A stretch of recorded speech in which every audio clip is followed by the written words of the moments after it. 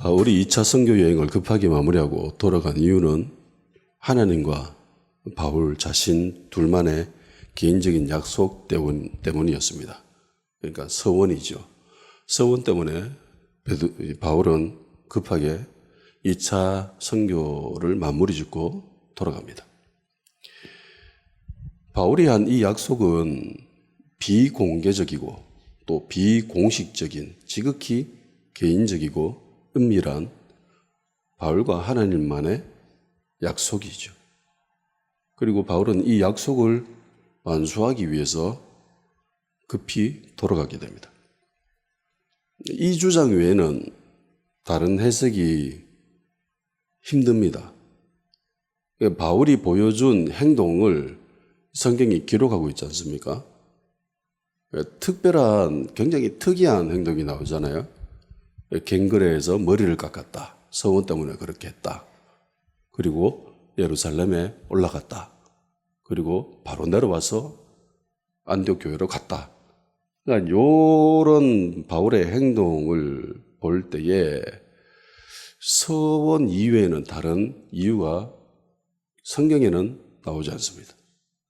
그렇기 때문에 우리도 바울이 2차를 마무리 지은 것은 바울의 서원 때문이다 라고 주장할 수 있는 거죠.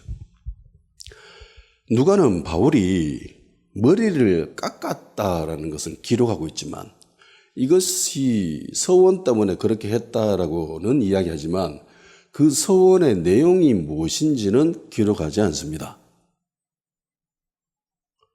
갱그레 향해서 머리를 깎았어.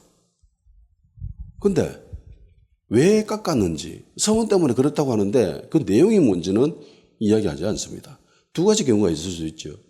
첫째는 이 사도행전을 기록한 누가도 몰랐기 때문에 이게 뭔지 몰라가지고 내용이 뭔지 몰라가 왜 깎는데요?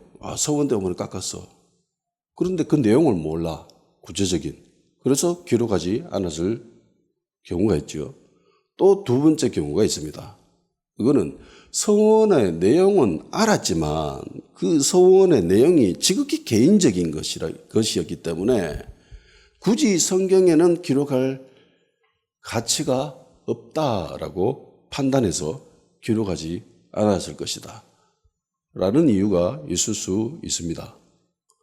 그러니까 이 두 가지 경우를 종합해 보면은 이런 결론에 도달하죠. 바울의 서원은 지극히 개인적이고 은밀하고 비밀스러웠다.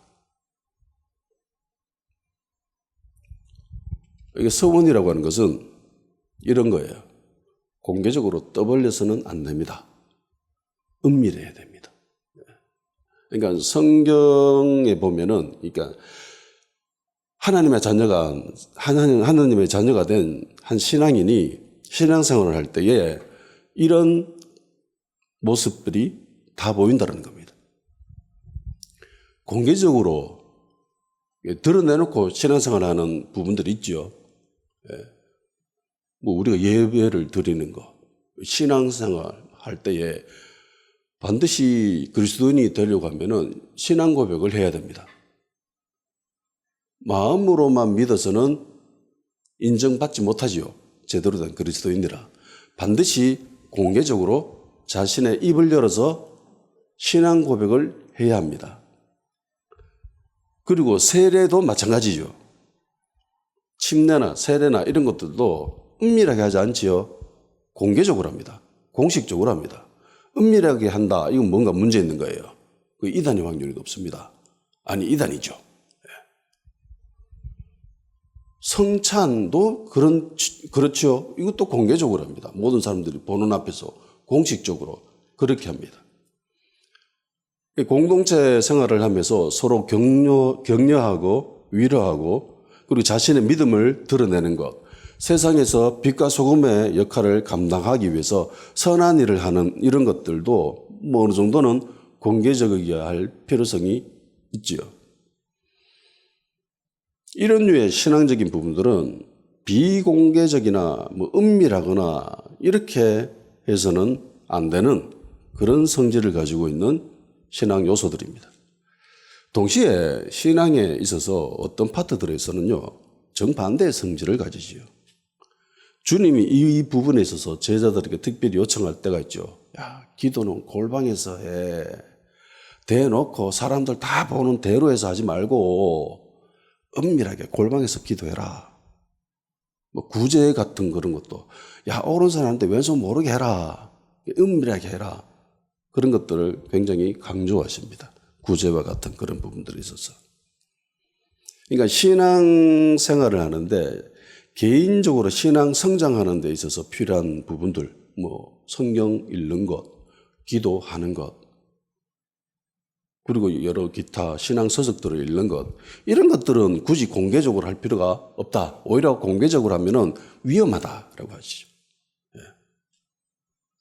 왜냐하면 이런 경향성이 발달하게 되면은 외식에 빠질 수 있기 때문에. 바리새인들이 이렇게 했지요. 자신의 개인의 신앙의 성장을 위해서, 발달을 위해서, 믿음의 진보를 위해서 해야 될, 그 은밀하게 해야 될 것들을 공개적으로 사람들이 보는 데서 드러내놓고 했기 때문에 사람들로부터 인정받는 거, 그걸 원했기 때문에 책망받죠. 예수님으로부터 심하게 질책을 받습니다. 그래서 신앙에 있어서는 이런 공개적인 부분들과 은밀한 면들이 동시에 조화롭게 균형 잡혀서 진행되어야 될 필요성이 있습니다. 그러니까 이와 같은 것이 한 문장으로 표현된 아주 좋은 말씀이 있죠. 로마서 10장 10절 사람이 마음으로 믿어 의에 이르고 입으로 시인하여 구원에 이르느니라.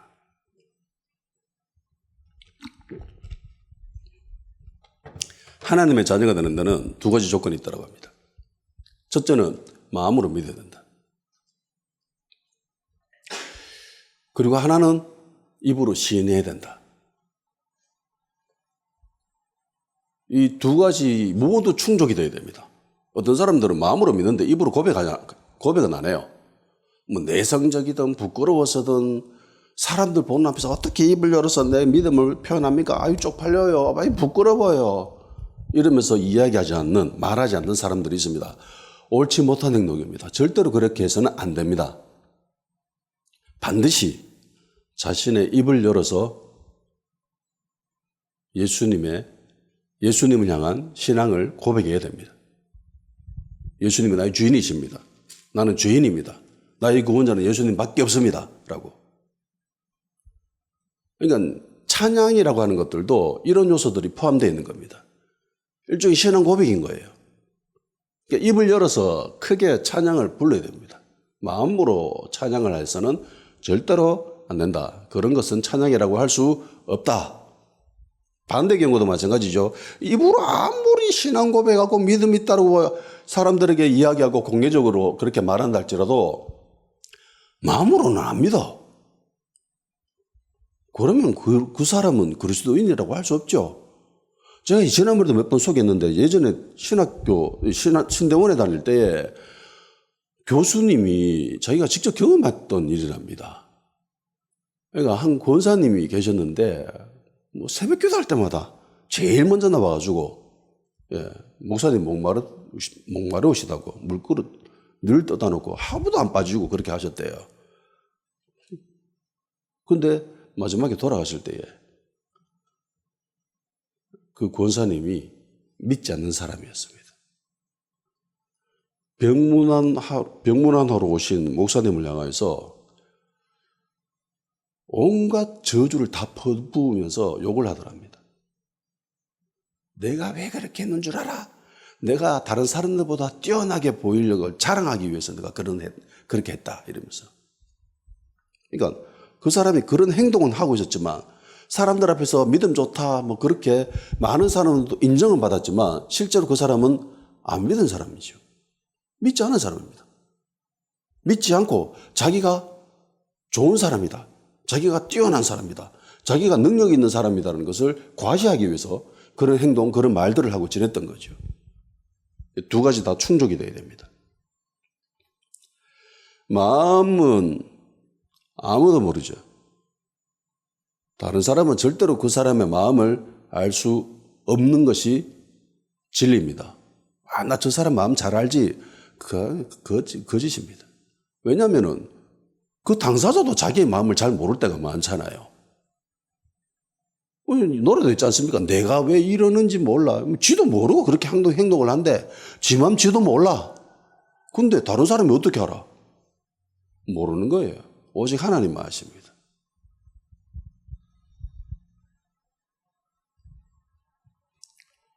그래서 바울이 서원했다라는 것은 주변에 있는 모든 사람들이 그 이야기를 알아요. 이 사실을 압니다. 공개적이었죠. 근데 그 내용은 몰라요. 이거는 은밀해야 됩니다. 이걸 드러내놓고 막 드러내놓고 자랑하고 떠벌려서는 안 된다는 겁니다. 둘만의 비밀이니까 하나님과 이런 균형을 잘 유지해야 됩니다. 이런 감각이 있어야 되는 거예요. 바울은 이런 감각이 있었더라는 겁니다. 바울이 2차 선교여행을 마무리한 결정적인 이유가 서원이죠. 서원 때문입니다. 그래서 바울이 예루살렘으로 가고 난 뒤에 안디옥으로 돌아가지요. 그리고는 바로 3차 여행을 떠납니다. 오늘 본문에 보면은 23절이 이게 3차 전도 여행의 시작입니다. 안디옥으로 내려가서 얼마 있다가 떠났다. 이게 3차 여행이에요. 이 과정 속에서 뭐 특별하거나 특이한 점이 없지요. 왜 돌아왔는지에 대한 구체적인 언급이 없습니다. 있다라는 거 약간 특이한 거, 머리 깎았다, 예루살렘 올라갔다, 이거. 그러니까 서원 때문이구나. 서원을 완수하러 갔구나. 이거를 유대인은 안다는 겁니다. 지금처럼 교통이 발달하지 않은 시대지요. 지금처럼 여행하는데 이 안전이 보장되어 있는 그런 시대가 아닙니다. 물론 로마 제국이 모든 지역을 통치하고 있었던 시대이긴 하지만 치안이 불안한 것은 현대와 비교해서는 이게 비교 불가죠. 교통적인 면에 있어서는 모든 면에 있어서. 그리고 비용도 엄청났을 겁니다. 시장이 크면은, 파이가 크면 비용이 저렴하지 않습니까? 근데 이 사람들, 이 시장성이 커질 수가 있겠어요? 배가 그렇게 큰 배를 움직일 수 있겠습니까? 조그만한 배였을 겁니다. 그래 큰 배가 되지 못해요. 만일에 큰 배였으면 직항으로 갔겠지요.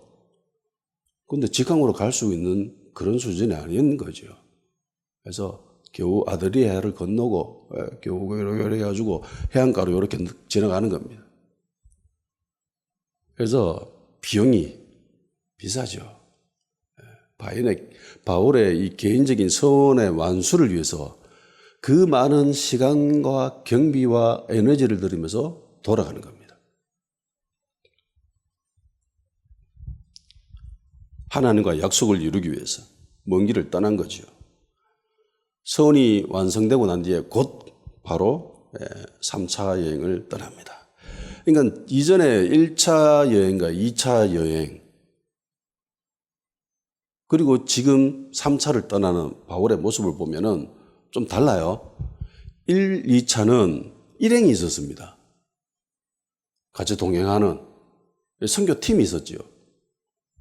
그리고 사역지들도 대체로 신규 사역지들입니다. 새로운 사역지들이에요. 새로운 곳에 가서 복음 전하는 이런 일들이 주가 이루어진 곳이 1, 2차 선교 여행입니다. 그런데 3차는 다르죠. 혼자 갑니다. 바울이 혼자 떠납니다. 그리고 3차 선교 여행의 이 지도를 보면은요, 새로운 곳이 없습니다. 거의 없어요. 똑같아요.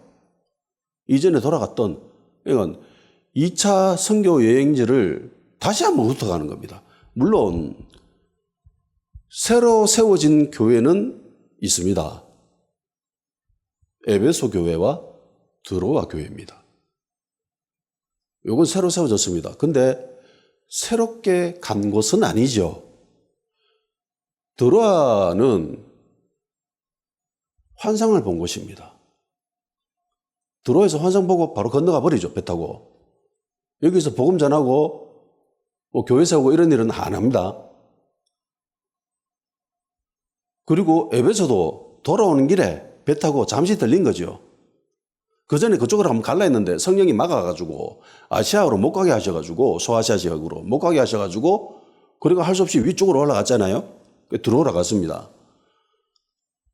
오는 길에 배가 에베소에 들리자마자 급하게 회당에 가가지고 말씀 전했는데 이 사람들이 막 너무 좋아하는 거라. 제발 여기 좀 머물다가 하룻밤 더 자고 말씀 좀 더 전해달라 요청했는데도 불구하고 바울이 급하게 돌아가죠. 안 된다. 나 지금 급하게 가야 된다. 만약에 하나님의 뜻이 있으면 다시 올 수 있을 거야. 그때 전해줄게. 이러면서 갔어요. 그리고 3차 여행을 떠나면서 에베소에 들려가지고 거기서 무려 3년이나 거하면서 교회를 성장시킵니다. 그러니까 특별한 게 없죠. 3차 여행에 신규 사역지는 없습니다.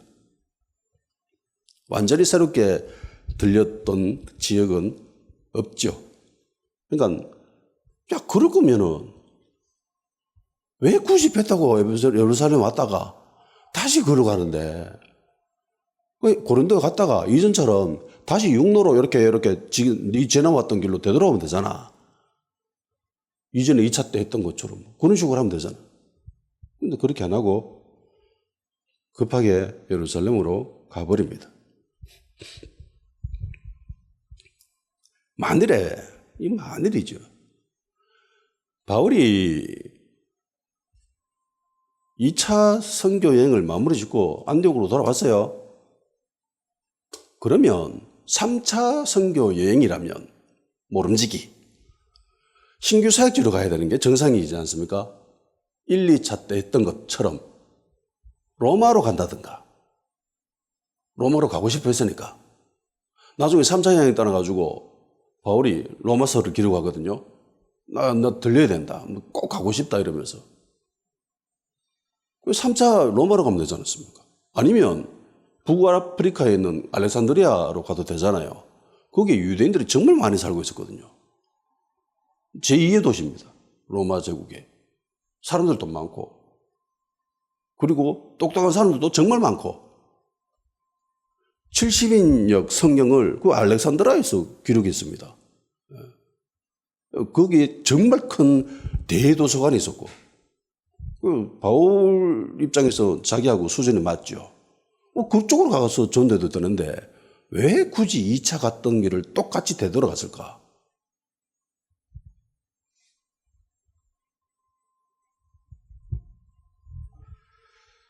굉장히 효과적으로 신규 사역지를 선택해도 될 건데 왜 이렇게 했을까? 복음이 확장되어지는 측면에서만 보면은 이 시나리오가 훨씬 더 좋지요. 근데 문제가 하나 있습니다. 그게 바울이 서번했다라는 거예요. 그래서 어떻게 보면은요, 3차 선교 여행은 2차 선교 여행의 완성을 이야기합니다.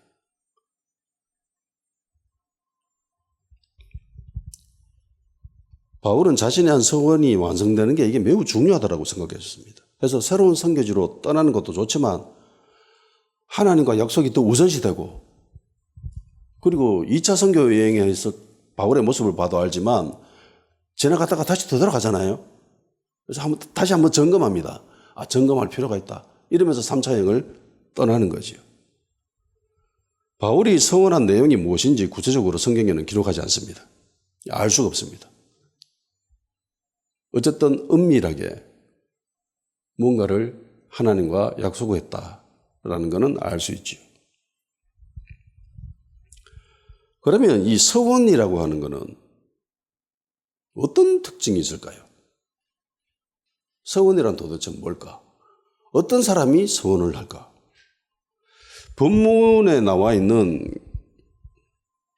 몇 가지 기록으로 우리가 알 수 있는 것들이 있습니다. 일단은 서원했다. 그리고 머리를 깎았다. 이게 민수기 6장에 나오는 나시린의 서원에 대한 것입니다. 민수기 6장 2절에 이렇게 되어 있습니다. 이스라엘 자손에게 전하여 그들에게 이르라. 남자나 여자나 특별한 서원 곧 나시린의 서원을 하고 자기 몸을 구별하여 여호와께 드리려고 하면 13절입니다. 나시린의 법은 이러하니라. 자기의 몸을 구별한 날이 차면 그러니까 서원이 완성되면 이라는 뜻이에요. 그 사람을 회막문으로 데리고 갈 것이요. 지금 회막이 아니니까 성전이니까 성전에 가야 되죠. 18절 자기의 몸을 구별한 나시린은 회막문에서 자기의 머리털을 밀고 그것을 화목제물 밑에 있는 불에 둘지며. 그러니까 나시린의 서원은 머리를 깎아야 됩니다. 서원이 완성되면. 기간이 다 차면. 이때까지는 내가 하나님께 서원하겠습니다. 아니면 하나님께 제가 약속한 이것이 이루어지면 약속이 이루어지면 제가 머리를 깎을게요. 그러니까 기간이 있습니다. 뭐 그 기간이 평생 가는 사람들도 있고 삼손이나 뭐 사무엘처럼 대부분의 사람들은 특별한 기간이 있습니다. 그 기간에 닥치면 예루살렘으로 가야 돼요. 성전으로 가. 그리고 머리를 깎아야 됩니다. 그리고 그 머리 깎은 거를 제단불에 불살라야 됩니다. 이게 서원의 완성입니다. 그러니까 나시린의 서원을 한 거예요. 바울은. 이 나실인이라고 하는 것은 구별된 자, 성별된 자, 분리된 자, 봉헌된 자, 따로 떼어놓은 것, 뭐 이런 의미를 가지고 있습니다. 그러니까 바울이 한 서원은 구약에서 이야기한 이 나실인의 서원을 한 것이고 바울은 이 서원이 완성되었다라고 생각한 거죠. 그래서 예루살렘으로 돌아간 겁니다. 사전에 보면 이 서원에 대해서 이렇게 되어 있습니다. 신에게 향한 말이나 간청, 기도로서 만일 의무를 이행하지 못할 경우 처벌을 받는다는 이해를 전제로 하는 엄숙한 약속이다. 그리고 이 시편 15편에 보면은 하나님 나라에 합당한 사람에 대해서 이야기합니다.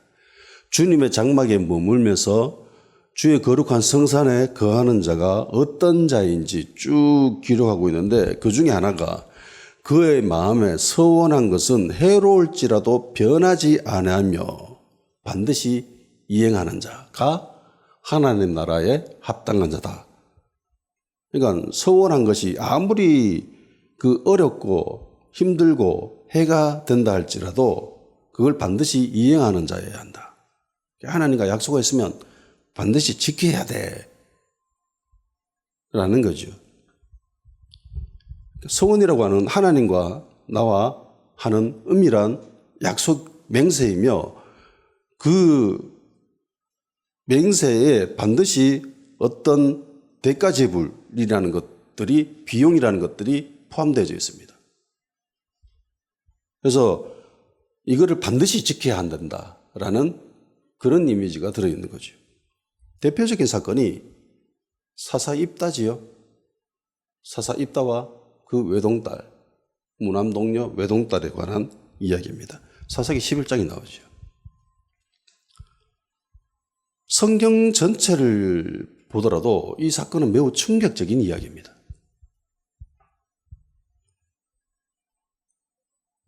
대충 이런 내용이에요. 길앗의 아들 입다가 있었습니다. 태어났어요. 근데 엄마가 다른 형제들과 달라. 그러니까 홍길동과 비슷한 존재예요. 그래서 형제들이 시기합니다. 그래서 그 지역에서 그 고장에서 쫓겨납니다. 근데 얘가 힘 좀 쓰는 애야. 딴 데 가서 살고 있는데 힘쓰고 막 이렇게 이러니까 주변에 있는 모든 힘 좀 쓰는 애들이 다 몰려와서 그 지역이 우두머리가 된 거예요. 싸움꾼이 된 겁니다. 그런데 길앗에서 전쟁이 벌어집니다. 아몬 자손이 쳐들어와가지고 전쟁을 하게 됐습니다. 길앗에 있는 장로들이 생각해 보니까 힘들겠어. 전쟁하면 질 것 같아. 근데 소문이 들리거든. 입다. 싸움 잘한다. 그 부하들도 대단하다. 그래서 그 소문 듣고 찾아갑니다. 전쟁 좀 합시다. 아몬 자손과 전쟁하는데 좀 도와주세요. 우리 사령관이 되어줘가지고 전쟁 좀 합시다. 라고 부탁하죠. 그 부탁에 입다가 화를 냅니다. 야, 저번에 너희들가 내가 싫어가지고 나를 미워해가지고 너희들을 쫓아내놓고 왜 지금 와가지고 나한테 부탁하는데? 염치가 있냐? 이러면서 한 소리 하죠. 그러니까 장로들이 우리 사령관이 돼가지고 전쟁에 이기기만 해주면 우리 지역에 리더가 되게 해줄게요. 지도자가 되게 해줄게요. 와, 그 조건이면 괜찮네. 그래. 확실하지? 그래. 이 흥정 성공한 거다. 반드시 너 이행해야 된다. 라고 이야기하죠. 그리고는 전쟁하러 갑니다. 바로 전쟁은 하지 않아요. 먼저 외교력을 동원합니다. 가가지고 너 왜 자꾸 우리한테 싸우려고 하는데 이러면서 막 과거 들춰가면서 몇백 년 전의 사건들 막 이야기합니다. 근데 안 먹혀. 그래서 할 수 없이 전쟁을 하죠. 전쟁을 치르러 전쟁 딱 붙기 전에 입다가 이런 이야기합니다. 30절, 31절. 그가 여호와께 서원하여 이르되 주께서 과연 암몬 자손을 내 손에 넘겨주시면 내가 암몬 자손에게 평안히 돌아올 때에 누구든지 내 집 문에서 나와 나를 영접하는 그는 여호와께 돌릴 것이니 내가 그를 번제물로 드리겠나이다 하니라. 하나님 나를 승리하게 해주시면요, 내가 전쟁 이기고 집으로 돌아갈 때 우리 집에서 제일 먼저 나를 맞아주는 그 사람을 내가 하나님께 번제물로 드리겠습니다. 번제물이 뭐예요? 불태운다는 거잖아요. 아브라함이 이삭을 번제물로 드리듯이 그렇게 번제물로 드리겠다는 거예요. 살아있는 사람을. 이방인들이나 하는 이런 짓을 하겠다는 겁니다. 아마 입다는 이 전쟁에서 자기가 반드시 이긴다라는 확신이 좀 적었던 것 같습니다. 불안했겠지요. 만일에 확실히 이긴다라는 자신이 있었으면 이런 소원을 할 필요가 있어요? 없죠. 입다는 매우 불안해했습니다. 두려워했다는 것을 알 수 있죠. 입다가 이런 서원을 한 것은 평소 자기에게 축적된 데이터를 바탕으로 한 겁니다. 이때가 자기가 집에 돌아갔을 때 자기를 맞이해 준 사람은 자기가 사랑하는 아내나 아이는 절대로 아니었다라는 거죠. 만일에 한 번이라도 이런 경험이 있으면 이런 서원을 할 수 없죠. 이후에 입다가 보이는 반응을 봐도 그렇습니다. 매우 깜짝 놀랐다라고 하죠. 야, 니 한 번도 안 하던 짓을 왜 하는데? 이런 생각인 거죠. 이때까지 자기가 쌓여놓은 그 데이터에 딸은 없었어요. 이스라엘 구조상, 이스라엘 집안 그 가구의 구조상 보면은 문을 열고 제일 먼저 보이는 존재는 가축입니다. 이게 평민의 집안의 모습이에요. 그리고 집안이 좀 산다, 집이 좀 크다 이러면은 하인이 있죠. 그러니까 베드로가 감옥을 탈출해가지고 마리아 집에 갔을 때에 그 문을 열고 맞이해주는 존재가 따로 있죠. 여종 로데. 어린 여종 로데가 베드로를 영접하라고 뛰어나가지 않습니까? 그것처럼 좀 사는 집안에는 여종이 이 역할을 합니다. 하인들이. 근데 자기가 사랑하는 무남동녀 외동딸이었던 겁니다.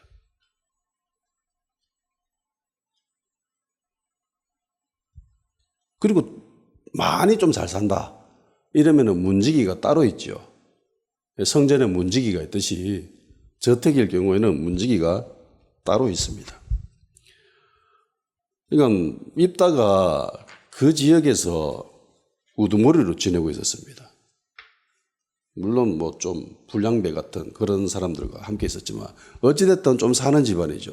그렇기 때문에 집안에 하인들이 있었다라는 것은 충분히 알 수 있는 사실이고, 그리고 입다의 이런 축적된 경험을 바탕으로 해서도 자기 딸은 자신을 맞이하러 이렇게 나와준 적은 한 번도 없었다라는 것이 입다의 생각이었습니다. 근데 희한하게 자기 외동딸이 손에 속옷 들고 속옷 치면서 막 춤추면서 정말 기뻐하면서 제일 먼저 맞이하러 나오지요. 그 모습을 보고 충격을 받습니다. 그리고 자기 옷을 찢지요. 그러면서 무슨 말 하니까 입다의 이 외동딸이 딱 듣고 대번에 눈치를 챕니다. 아, 내가 번제물, 성원되어진 존재구나.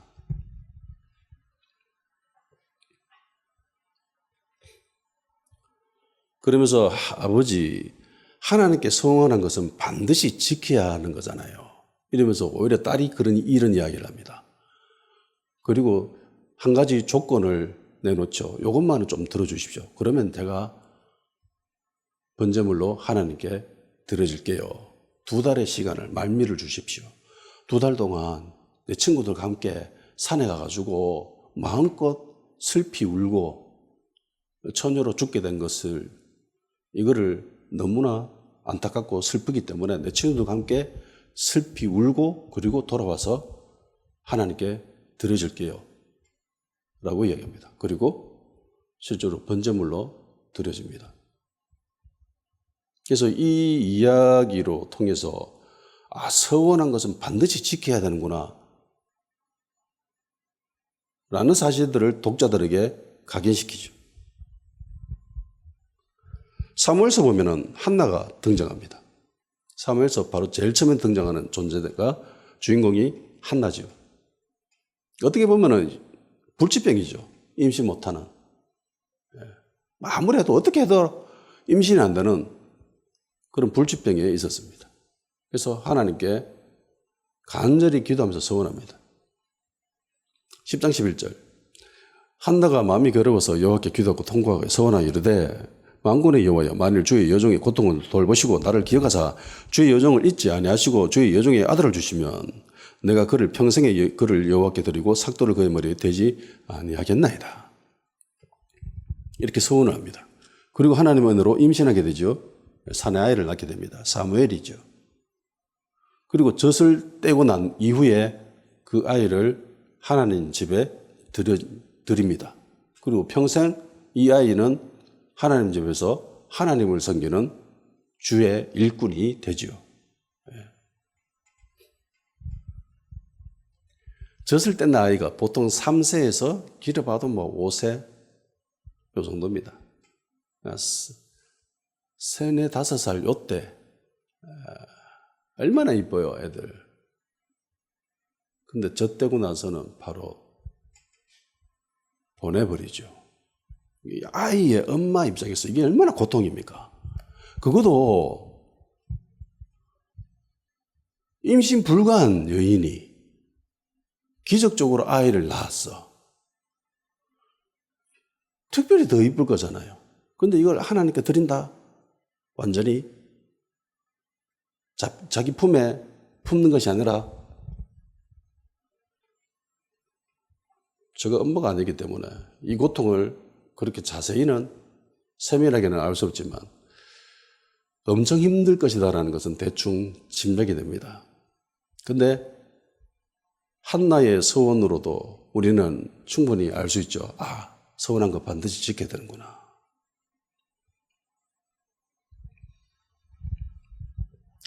한나의 서원을 아는 사람은 없습니다. 한나가 엘리 제사장이 있는 그 하나님 집에서 서원을 하잖아요. 기도하면서. 근데 엘리 제사장은 한나가 기도하는 거 보고 야, 니 술 취했지? 라는 이야기를 합니다. 그러니까 서원한 내용을 아무것도 몰라요.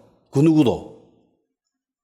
그러면 애 낳고 난 뒤에 아무도 모르니까 저번에 했던 거 그냥 없던 걸로 하시면 안 되겠습니까? 제사는 우리가 열심히 드릴게요. 매주마다 가서 하나님께 예배를 드릴게요. 근데 평생 계속 거기서 있는 거는 좀 그렇지 않습니까? 아니면 헌금 많이 드릴게요. 10의 9조 내가 드릴게요. 한번. 그런 걸로 좀 눈 감아 주시면 안 되겠습니까? 이렇게 딜하고 싶은 마음도 있었을 건데 왜? 아무도 모르니까. 지만 알잖아요. 하나님만 알고.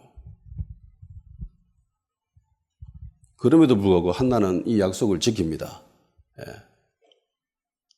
그래서 서원한 것은 아무리 혹독하고 어렵다 할지라도, 힘들다 할지라도, 해롭다 할지라도 지켜야 된다. 한나와 입다의 이야기로 통해서 우리가 이런 해석을 할 수 있습니다. 그런데 이런 해석에 대해서 좀 생각해야 될 부분들이 있어요. 하나님은 어떤 분이실까요? 자, 하나님 입장에서 과연 하나님은 입다의 이 외동딸이 번제물로 하나님께 드려지는 것을 원하셨을까? 이렇게 질문하면 어떤 사람은 그런 소리를 할 수 있죠. 아니, 하나님이 아브라함한테 이삭을 번제물로 드려라고 했잖아요. 예, 물론 그렇게 하셨지요. 근데 하나님은 이삭이 번제물로 드려지는 것을 원했습니까? 아니면은 아브라함의 믿음을 보기 위해서 그런 말씀을 하셨어요. 아브라함의 믿음을 테스트하기 위하셨지요. 번제물로 사라지는 거 그걸 원하신 게 아닙니다. 아브라함이 이삭을 번제물로 드리려고 하니까 아주 급하게 하나님이 말리잖아요. 아브라함 절대로 하면 된다 이러면서 이미 양을 딱 준비해 놨지 않습니까? 요거 준비해 놨거든. 요거 대신 번제물로 바쳐라. 그러니까 하나님의 마음은 번제물로 드리는 것을 원하는 게 아니에요. 그 마음을 원하신 거죠. 그 믿음을 원하신 겁니다. 우리 하나님은 사랑의 하나님이시고 자비의 하나님이시고 긍휼의 하나님이십니다. 은혜의 하나님이십니다. 그런데 이런 하나님의 속성과 입다가 생각하고 있는 하나님의 이미지하고는 전혀 맞지 않습니다.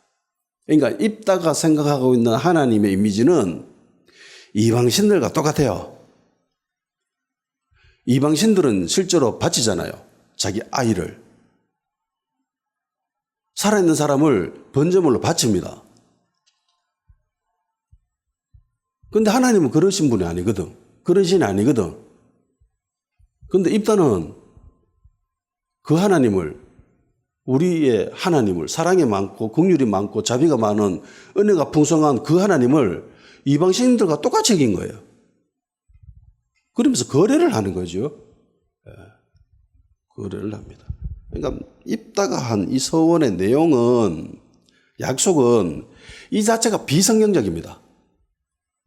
비성경적이고 하나님의 속성과는 완전 정반대편에 있는, 하나님에 대한 이미지를 정반대로 가지고 있는 그런 사람이에요. 마치 그 달란트 비유에 나오면은 10달란트, 5달란트, 1달란트 비유에 나오는 그 1달란트 받은 종이 가지고 있는 주인에 대한 이미지와 똑같은 겁니다. 이 1달란트 받은 종이 가지고 있는, 이 1달란트 받은 종이 1달란트만 남겨서 그대로 가지고 가죠. 1달란트. 그러니까 주인이 돌아가지고 책망합니다. 주인의 책망이 뭐예요? 네 장사 왜 안 해가지고 왜 이윤 안 남겼는데 이게 책망입니까? 아니죠. 네가 나를 그렇게 엄한 존재로 보는구나. 이게 주인의 책망입니다. 다른 종들은 주인에 대한 이미지가 선해요. 긍정적입니다. 그런데 이 1달란트 받은 이 종이 가지고 있는 주인에 대한 이미지는 굉장히 악한 주인, 나쁜 주인, 못된 주인이라는 이미지를 가지고 있는 거예요. 해서 그대로 가져온 거예요. 혹시 돈 잃어버리면 너 뭐라 할까 아이가?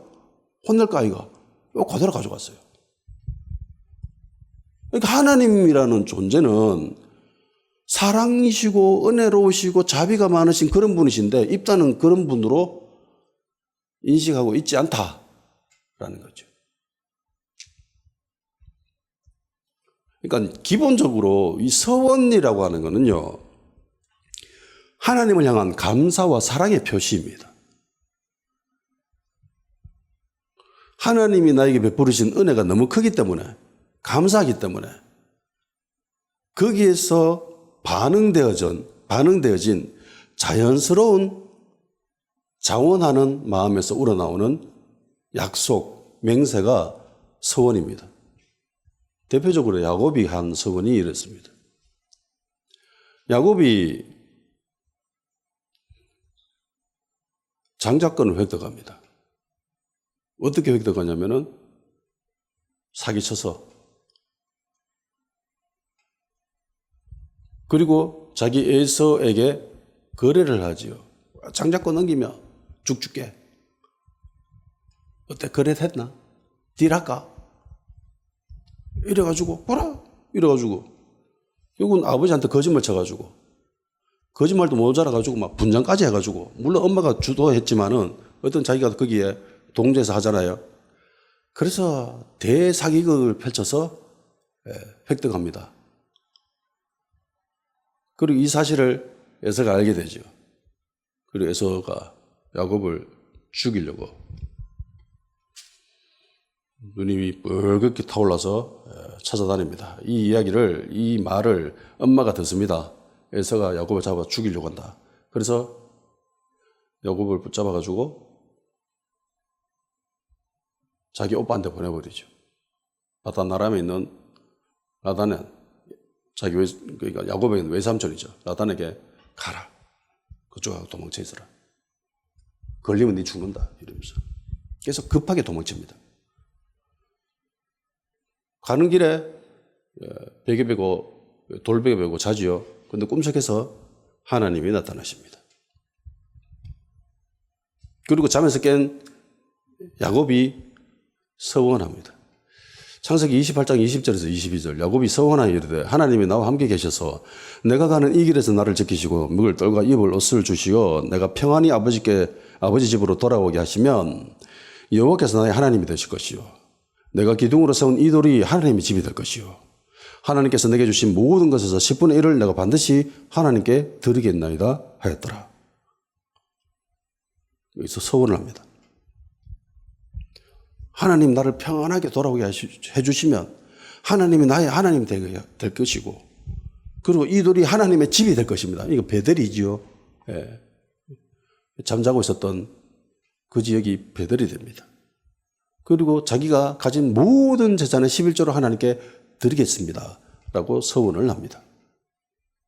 그러니까 얼핏 보면 야곱이 한 서원과 입다가 한 서원이 표면적으로 비슷해 보입니다. 하나님이 이거 해주시면 이거 해드릴게요. 그렇잖아요. 근데 여기에는 엄청난 차이가 있습니다. 야곱이 베델에서 서원을 한 것은요, 거래가 아니에요. 흥정이 아닙니다. 이 야곱이 서원하기 전에 하나님으로부터 놀라운 말씀을 듣습니다. 28장 13절에서 15절, 또 본즉 여호와께서 그 위에 서서 이르시되 나는 여호와니 너희 조부 아브라함의 하나님이요 이삭의 하나님이라. 내가 누워있는 땅을 내가 너와 내 자손에게 주리니 내 자손의 땅에 태클같이 되어 네가 서쪽과 동성과 북쪽과 남쪽으로 퍼져나갈지며 땅의 모든 족속이 너와 내 자손으로 말미암아 복을 받으리라. 내가 너와 함께 있어 네가 어디로 가든지 너를 지키며 너를 이끌어 이 땅으로 돌아오게 할지니라. 내가 너를 허락한 것을 다 이루기까지 너를 떠나지 아니하리라 하신지라. 이 꿈에서 이 말씀을 듣습니다. 야곱의 입장에서 이 말을 들었다면 어떤 생각이 들까요? 지금 자기의 처지가 어때요? 자기 형 에사한테 걸리면 죽습니다. 급하게 도망쳤어요. 바단 아람에 있는 자기 외삼촌 라반한테 가야 됩니다. 가는 길이 불안하지요. 강도 만날 수도 있고, 가서 제대로 못 찾아줄 수도 있고. 그러니까 신변이 굉장히 위험하고 불안한 상태에서 꿈속에서 하나님을 만나게 되고, 하나님이 야곱에게 엄청나게 귀한 축복의 말씀을 막 폭포수같이 쏟아부으십니다. 감당하기 어려울 정도의 그런 축복의 말씀들을 야곱에게 쏟아부어 주신 거예요. 야곱의 입장에서 이게 얼마나 감사해요. 야곱이 어떤 존재예요? 사기꾼이잖아요. 속이는 자, 빼앗는 자. 이게 야곱입니다. 지금도 속이고 빼앗고 사기쳐서 지금 도망치고 있는 중이잖아요. 이런 상태에서 하나님을 만난다. 그러니까 죄를 가지고 있는 인간이 하나님을 경험하게 되면은요, 자신의 존재를 뼈저리게 체험하게 됩니다. 내가 어떤 존재인지 철저하게 깨닫게 돼요. 와, 내 진짜 벌레보다 못한 존재구나. 지렁이보다 못한 존재구나. 이러한 것을 깨닫게 됩니다. 성경에도 기록되어 있듯이. 야곱이 이런 경험을 한 거예요. 나 같은 이런 사람에게도 하나님 이런 축복을 주시는구나. 은혜를 베푸시는구나. 사랑을 주시는구나. 그러니까 얼마나 감사하겠습니까? 감사하기 때문에 야곱이 잠에서 깨자마자 서원한 겁니다. 거래의 서원이 아니라 감사의 서원인 거예요. 사랑의 서원인 겁니다. 은혜의 서원인 겁니다. 이게 입다와 야곱의 서원의 결정적인 차이입니다. 이제는 앞으로 속이지 않을게요. 이제는 더 이상 거짓말하지 않을게요. 이제는 더 이상 내가 원하는 삶이 아니라 하나님이 원하는 삶을 살겠습니다. 그러면서 삶의 태도를 바꿔버립니다. 이제 거짓말 치는 사람은 야곱이 아니라 자기 외삼촌이죠. 사기치는 사람은 야곱이 아니라 자기 외삼촌 라반이 사기칩니다.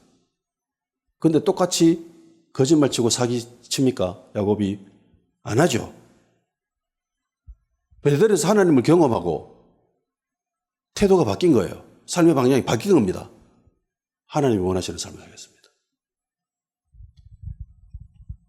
라반이 계속 해를 끼침에도 불구하고 야곱은 자신의 삶의 태도를 바꾸지 않습니다. 그런데 입다는 다르지요. 입다는 하나님으로부터 언약의 말씀을 들은 게 아닙니다. 보통 전쟁을 하러 나가면 다윗처럼 하나님 이 전쟁을 하러 갈까요 말까요 물어보지 않습니까?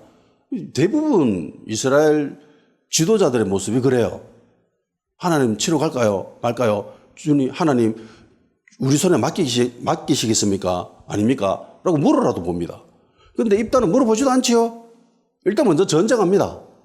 전쟁하고 불안하니까 바로 거래하죠. 흥정합니다. 하나님 이거 해주시면 이거 해드릴게요. 하나님이 어떤 존재인지에 대한 인식은 없습니다. 진지한 고찰, 생각 이런 건 전혀 없습니다. 그저 하나님은 거래의 대상이죠. 하나님이 예배의 대상이고 경배의 대상이고 그런데 입다는 거래의 대상이고 흥정의 대상이었습니다. 하나님 이거 해주시면 이거 해드릴게요. 하나님 이거 해주신다면서 왜 이렇게 하시는데요? 이렇게 하시면 이거 못하지요. 뭐 이런 그러니까 장사꾼이 보인 태도와 똑같아요. 이런 모습은 현대 일부 교인들의 모습에서도 얼마든지 나올 수 있는 가끔 우리 안에서도 이런 모습이 나올 수 있는 그런 모습이죠.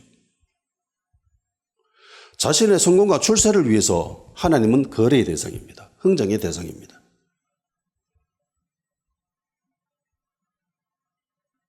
그리고 이런 사람들은 대체적으로 원하는 결과를 얻게 되었을 때는 그 서원도 잘 지키지 않습니다. 그 약속도 잘 안 지켜요. 모르니까. 다른 사람도 모르니까. 에이, 아무도 모르네. 그냥 넘어가자. 은근슬쩍 넘어가 버립니다. 입다가 그나마 괜찮았다라는 것은 약속한 것은 지키려고 했다. 그런데 입다가 지키려고 했는지 아니면 자기 딸이 그 일을 감당했는지 이거 조금 검증해 볼 필요가 있지요. 어쨌든 입다는 하나님을 인격적으로 대하지 않습니다. 사랑의 하나님으로 생각하지 않습니다. 길앗 장로들이 입다를 찾아와서 우리 사령관이 되어서 전쟁을 해 주십시오라고 요청할 때에 이런 일들이 벌어집니다. 앞서 이야기했듯이 거래하죠. 장로들이 왔을 때도 거래합니다. 이기면 어떻게 해줄래? 이기면 우리 지도자가 되게 해줄게요. 지도자 그 정도면 좀 괜찮네. 약속 꼭 지키라. 그 거래를 완성하고 그리고 이제 하나님한테도 거래를 하지요.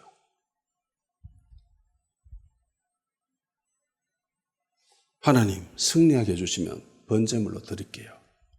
어때요? 됐죠?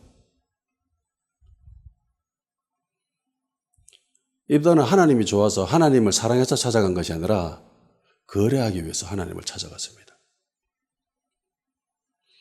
바리새인들을 보면 하나님의 말씀을 지독하게 잘 지키지요. 율법을 어기는 모습이 없습니다. 근데 바리새인들이 하나님의 말씀을 왜 지켰습니까? 율법을 왜 지켰습니까? 하나님을 사랑해서인가요? 예수님도 꼭 집어서 이야기하죠. 너희들이 겉으로는 완벽하게 지키고 있는데 속에는 하나님을 향한 사랑, 긍휼, 자비 이게 없다. 바리새인들은 인정받기 위해서 율법을 지키지요. 그러니까 외식. 그러니까 입다는 잘못된 서원을 한 겁니다. 그 내용들이 다 비성경적인 것이죠. 그리고 하나님의 속성과도 전혀 맞지 않습니다. 이런 서원은 지켜야 합니까? 지키지 말아야 합니까? 먼저는 이런 서원을 해서는 안 됩니다. 그리스도인이라면. 만일에 모르고 이런 서원을 했다 하면 그 서원을 지키는 것이 아니라 회개해야죠. 회개해야 합니다. 우리에게 하나님은 어떤 존재이십니까? 내가 믿는 하나님은 어떤 하나님입니까? 내가 그리고 있는 하나님에 대한 이미지는 어떤 이미지입니까? 바울이 서원한 것은 환상 가운데에 주님의 말씀으로부터 시작되었다라는 것이 대부분 신학자들이 가지고 있는 공동적인 해석입니다. 저도 그렇게 동의합니다. 고린도에서 바울은 굉장히 힘들어하죠. 우리가 생각하고 있는 그 이상 바울은 힘들고 괴로워했습니다. 그 상태를 직접 성경에 기록할 만큼 바울은 자기가 정말 힘들고 괴롭고 어려웠다라고 이야기합니다. 오죽 힘들고 어려웠으면은 주님이 환상 중에 나타나가지고 약속까지 해주시죠. 보증까지 써주십니다. 야, 네 지금 힘든 거 알겠는데 내가 반드시 지켜줄게. 보호해줄게. 그러니까 바울의 입장에 있어서 정말 힘들고 어렵고 죽을 것 같이 힘드는데 이 상황 속에서 주님이 나타나셔서 말씀해 주시니까 얼마나 감사하겠습니까? 근데 그 언약의 말씀이 환상 가운데 해주신 그 말씀이 너무나 감격스러워서 서원을 했겠지요.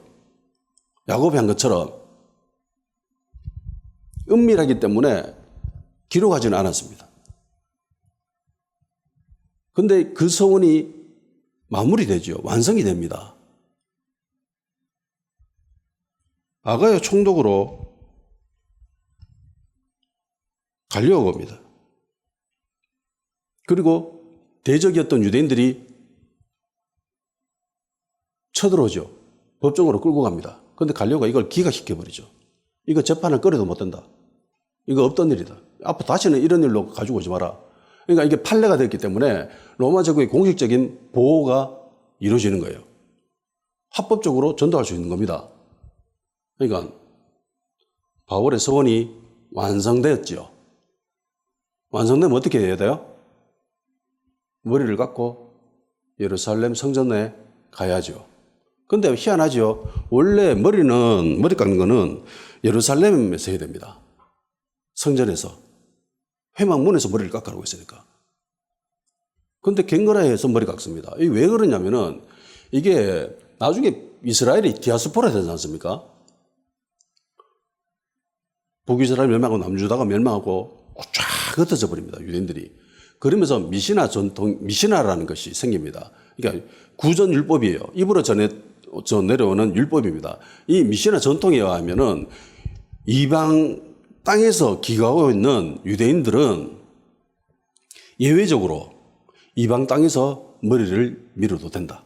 머리를 깎아도 된다. 단 머리 깎고 30일 이내 예루살렘 성전으로 와서 제단불에 머리카락을 불태워야 된다. 이런 율법이 있습니다. 구존율법. 그러니까 바울은 이 전통을 따른 거예요. 이루어졌기 때문에 현지에서 머리를 깎고 그리고 그 머리카락은 보존합니다. 그리고 가는 거예요. 해서 에베소에서 잠시 들려서 야 이때다 이러면서 이때가 기회다 이러면서 급하게 회당에 가가지고 복음을 전하죠. 말씀 전합니다. 그리고 이때까지와는 전혀 다르게 거기 있는 사람들이 너무나 적극적으로 이 말씀에 반응을 하면서 조금만 더 머물러 달라고 간곡히 요청함에도 불구하고 바울이 급하게 가버리죠. 왜? 30일 이내에 가야 되거든. 그래서 급하게 올라간 거예요.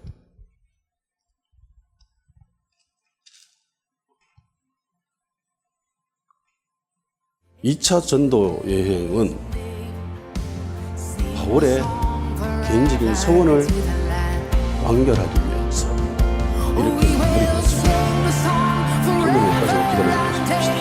하나님과 약속을 소중히 여기는 사람 주시옵소서.